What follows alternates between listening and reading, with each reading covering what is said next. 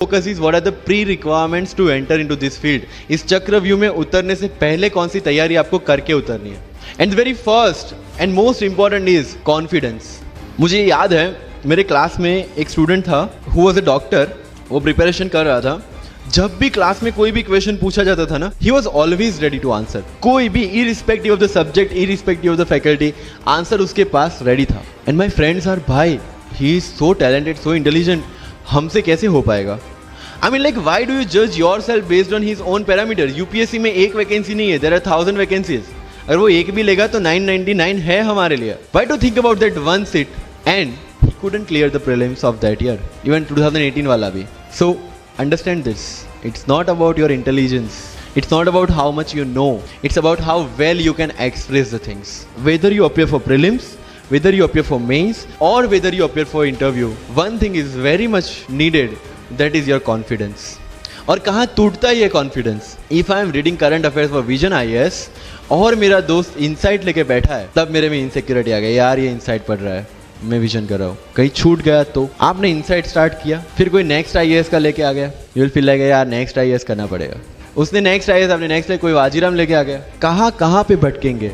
You have to stick to one resource, क्योंकि UPSC का syllabus same है, हर एक क्लासेस का मटेरियल सेम है। डिफरेंस कहाँ आता है कि 10 बुक लोग एक बार पढ़ते हैं, एक बुक आप 10 बार पढ़ रहे हैं। यूपीएससी में इंटरव्यू इंग्लिश में दे या हिंदी में दे, जिस लैंग्वेज में आप अच्छे से क्लैरिफाई कर सकते हैं उसी लैंग्वेज में देना है, दैट्स ऑल। सर कितने घंटे पढ़े, वन टेस्ट।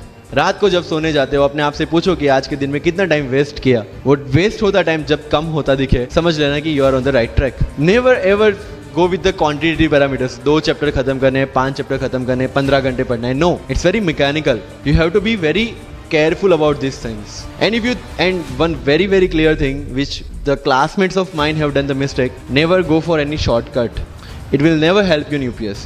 अगर सिविल सर्विस में जाना है और इस गेम में टिकना है तो आपका जो इंस्पिरेशन होना चाहिए, that should be from within.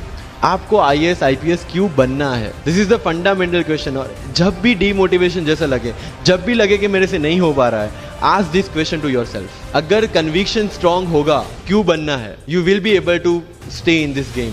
लेकिन अगर पैसों के लिए जाना है, मटीरियलिस्टिक गोल्स लेके जाना है, believe me, UPSC checks our presentation but God checks our intention. This is very much clear, which I have felt, which I have seen. With what intentions you want to enter into service matters a lot. If you feel for the downtrodden, if you feel that you want to work for the nation, if you feel that you want to give something to the society, then only come into this service. If you want to make money, join some corporation. So with clear intentions, with clear inspiration, you have to enter into this game, and with lots of confidence. Don't take certificate from others.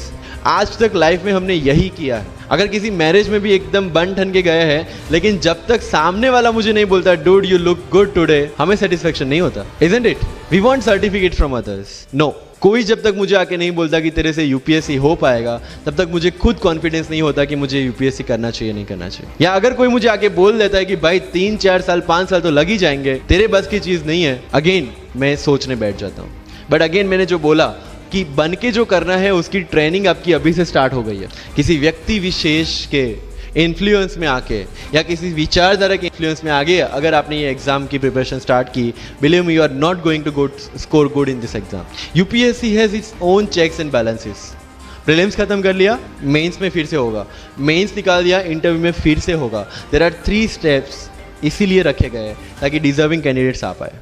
And if you have any reservation in your mind कि अगर मैंने Marathi medium में रह के पढ़ाई की है, या मेरा फैमिली बैकग्राउंड अच्छा नहीं है, या मेरी एज ज़्यादा हो गई है, या मैं वर्किंग प्रोफेशनल हूँ, उसके साथ में कैसे एग्जाम करूँ, हर एक प्रॉब्लम के लिए we have the solutions and we have the examples जिन्होंने अलग अलग तरीके से प्रिपरेशन की है। All India rank 2 Anu Kumari madam 1.5 साल 2 साल के लिए अपने 2.5 साल के बच्चे को अपने से दूर रख के प्रिपरेशन किए at the age of 31 and she could become the IAS। या you can take the example of Ummul Kher कि जिसको 8वीं क्लास में घर से निकाल दिया ये बोल के कि हमारे घर में बच्चियाँ 8वीं से ज़्यादा नहीं पढ़ती, और उसी झोपड़पट्टी में रह के उसने पढ़ाई की, बच्चों को ट्यूशन्स दिया, 3-3 साल 3-3 दिन 4-4 साल पुरानी रोटियां खाई, और उसके बाद भी जवाहरलाल नेहरू यूनिवर्सिटी में से PhD करके फर्स्ट अटेम्प्ट में यूपीएससी में ऑल इंडिया रैंक 400 समथिंग लेके आज शी इज डूइंग IRTS की training and with the genetical disorder की उसके जो बोन डेंसिटी वो काफ़ी कम है, तो आज तक 16 से 17 तो उनके ऑपरेशन हो चुके हैं। Do we have any kind of limitations like this? कोई जेनेटिक डिसऑर्डर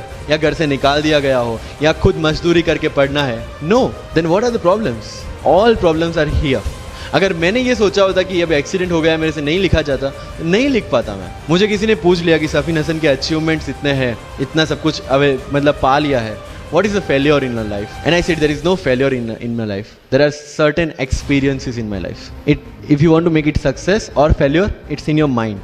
अगर किसी चीज़ आपके साथ कुछ हुआ, उसमें से सीख के आगे बढ़ना का एटीट्यूड आपके पास होगा, UPSC is all yours.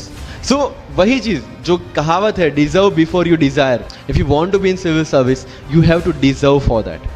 If you want कि आपके घर में फॉर्च्यूनर हो, तो पहले फॉर्च्यूनर रखने की जगह होनी चाहिए।